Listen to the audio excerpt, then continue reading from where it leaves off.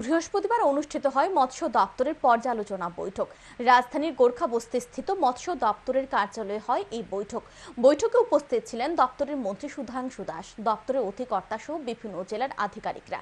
এদিন মৎস্য দপ্তরের একাধিক বিষয় নিয়ে আলোচনা হয় বৈঠকে, কিন্তু সুধাংশু দাস সাংবাদিকদের মুখোমুখি হয়ে জানান, এদিন মৎস্য দপ্তরের রাজ্যভিত্তিক পর্যালোচনা বৈঠক করা হয়েছে।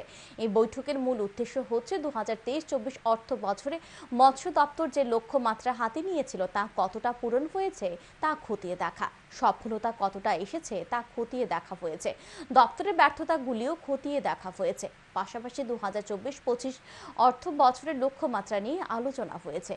সাংবাদিকদের এক প্রশ্নের জবাবে মন্ত্রী জানান, রাজ্যে এখনো মৎস্য উৎপাদনে ঘাটতি রয়েছে। মৎস্য উৎপাদন বৃদ্ধি করার জন্য রাজ্যের বিভিন্ন স্থানে 4টি জায়গা চিহ্নিত করা হয়েছে। আগামী দিনে এই জায়গাগুলিকে মাছ চাষের উপযুক্ত করে তুলে সেখানে মাছ চাষ করা হবে। সেই বাজেটের কতটা আমরা অ্যাচিভ করতে পেরেছি, কি আমাদের সাকসেস স্টোরি রয়েছে, যেটা টার্গেট আমরা বিভিন্ন জেলায় গিয়ে টার্গেট দিয়ে এসেছিলাম ফিশ প্রোডাকশন ইনক্রিজ করার জন্য, ফিশারি ডিপার্টমেন্টকে আরো বেশি সক্রিয় করার জন্য, বা আমরা যাতে রাজ্যের চাহিদা পূরণ করতে পারি। তো সেই বিষয় নিয়ে আমরা আজকে আলোচনা রাখবো।